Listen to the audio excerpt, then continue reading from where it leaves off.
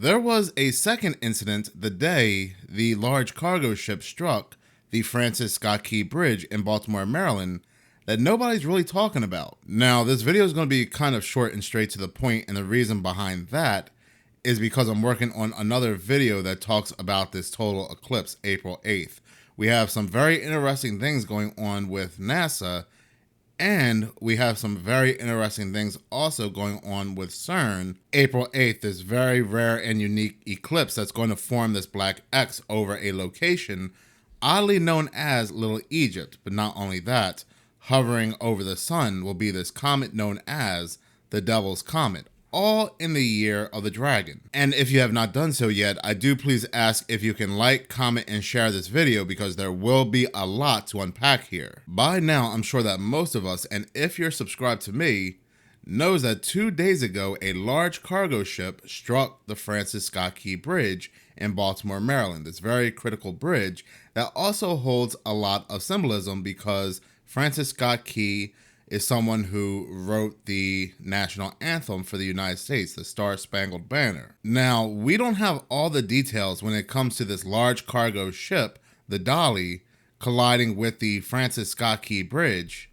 The public is pretty much split. There are those that believe this is nothing more than a mere accident, and then there are others that believe that this was intentional. This was deliberate. The ship was hacked. But no matter what you believe, around 5:30 in the morning that same day, early in the morning, there was another bridge in Ohio that had another incident. Here's the odd part. Here's the strange part, the quote-unquote coincidence. Once again, the Francis Scott Key Bridge that collapsed is named after the writer of the Star-Spangled Banner. Well, this other bridge incident that took place in Ohio took place in Independence, Ohio. So is somebody trying to tell us something? Because this bridge in Ohio, a large fire reportedly caused by spontaneous combustion broke out at Kurtzbros Incorporated near the I-480 Valley View Bridge early Tuesday morning. That's right, it just spontaneously combusted. So this spontaneous fire that just started by itself happened at 5:30 in the morning. News lets us know it was nothing more than a spontaneous combustion at 6:58 in the morning, a little over an hour later. So that's it. In 1 hour, we learned that, well, this was just spontaneous. This was a spontaneous fire. Another incident at another bridge located in Independence, Ohio, just hours from a bridge collapsing. It was just spontaneous. Kurtzbros Incorporated released a statement stating, while these kind of occurrences are not uncommon due to the nature of the materials, rarely do they accelerate to the point they did today. We would like to assure the community at large that we consider safety paramount. We are relieved to report that no injuries resulted from this event. This is very odd. It's very bizarre, the lack of attention that this bridge in Ohio is getting. Now, I know there was no loss of life. This bridge did not collapse. But given the fact that we just had a major incident with another bridge in Baltimore the same exact day early in the morning, you would think this bridge in Ohio would get a little bit more attention. What are the odds indeed? And going back to the bridge in Baltimore, Maryland, they were so quick to call it an accident. They were quick to say there was no act of terror taking place here. Less than a day, I believe. So you were able to determine all of this. You were even able to determine that this ship was not hacked in less than a day. Now, one could say that there's still an ongoing investigation, but I do believe they're going to stick with this narrative that it was only an accident, because they do have big media coming out and saying that if you believe that this was intentional, if you believe this was deliberate, an act of terror, or some kind of hacking taking place here, then you're a conspiracy theorist. Look at this from NBC News, a major news network. Unfounded conspiracy theories spread online after Baltimore Bridge collapse. This was only 23 hours ago, a day after this bridge in Baltimore collapsed. So you're no longer allowed to speculate. You're no longer allowed to believe whether it was an accident or intentional. If you talk outside of any narrative they have set or going to set, then you're a kooky conspiracy theorist. This is why I believe they're still going to go with the narrative that it was all just an accident. They are already trying to control the narrative and tie the ship collision with this bridge with other events that go along with the pandemic, natural disasters, and major acts of violence. They are even saying now consistently serve as fodder for fringe figures, many of them on the far right, to amplify their worldviews that often feature shadowy cabals or major unseen threats. This was only a day, one day, after this cargo ship hit this bridge and this bridge collapsed. We are all still speculating. But again, they want to hurry up and control the narrative. Once relegated to certain corners of the internet, these figures flourished on X since Elon Musk acquired the platform and removed many other rules that once tried to limit the spread of false claims. Now, me personally, I don't care if I'm on YouTube, Twitter, TikTok, X, I don't care. I'm always going to speak my mind.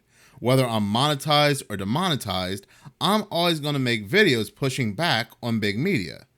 When I was demonetized for that month and a half just recently, I was still pumping out videos. I know some people want to say that I only make these videos for views and money, but even when they took away my monetization, that didn't take away my passion for creating these videos, for speaking out, for being an alternate source to big media, which we know is owned and operated by the three-letter agency, the CIA. We have learned that from Project Mockingbird.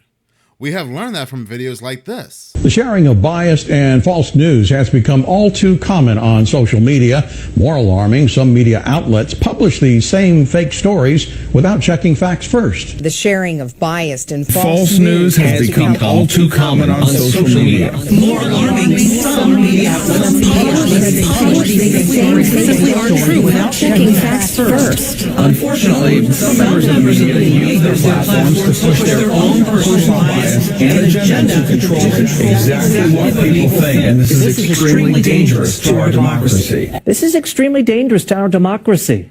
So I'm not going to regurgitate this same crap. They're even throwing out names like Alex Jones. So of course, they're not going to say anything outside of the fact that this was just an accident. The article continues to say that some on Tuesday claimed that the shipping vessel came under cyber attacks or that C-19 era lockdowns were to blame. There have been no reports suggesting that any of these conspiracies are remotely true. But there's nothing that has come out that stated that this was just an accident either. So why even make this article? Let people speculate. Stop trying to shut people up. But it's not just so-called keyboard warriors who are posting these theories. Several conspiracies were elevated by public officials on TV and by those with massive followings on social media. Controversial influencer Andrew Tate shared a conspiracy that falsely suggested the ship had been cyber attacked, citing that in the video of the collision, the ship's lights appear to turn off just before impact.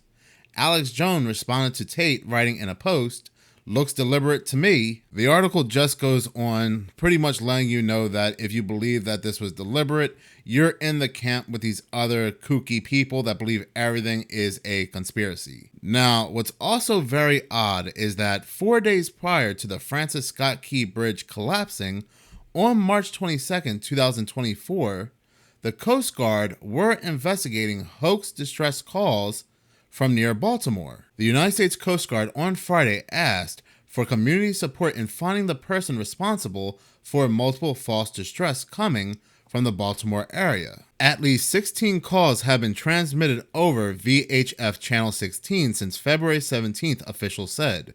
The channel, part of Marine VHF radios, is only used for hailing and distress, and transmitting a false signal is a federal crime. Officials said the calls, in which a person was calling for help with no location or details, came from the Strawberry Point area of Middle River, a cape in Baltimore County. The Coast Guard released audio of the caller's voice and asked anyone who recognizes the voice to contact them. I'll go ahead and play the audio now, but it suspiciously sounds like AI. For your help. Since February 17th, our watchstanders and those of our partner agencies have been receiving false distress calls from an individual in the Baltimore area. The following is a recording of one of these hoax calls. Help. Is there anybody out there? Help. Everybody out there, help. Hoax calls such as these are no joking matter and have a direct impact on our search and rescue readiness. Our crews and watchstanders may become distracted by these hoax calls, diverting them from possible real emergencies elsewhere. People's lives are at risk. So we had these weird and bizarre text messages going out the day when all these mobile carriers went down, where if you translate it, it talks about a bridge. And now we had the Coast Guard asking for help finding somebody that's creating these hoax messages, these hoax calls stating that they are in distress and need help.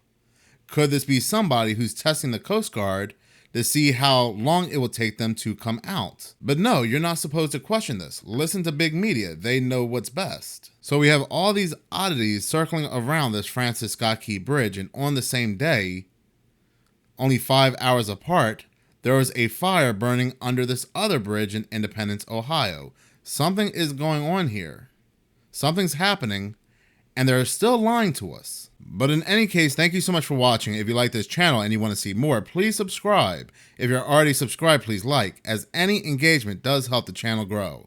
Once again, thank you so much for your support.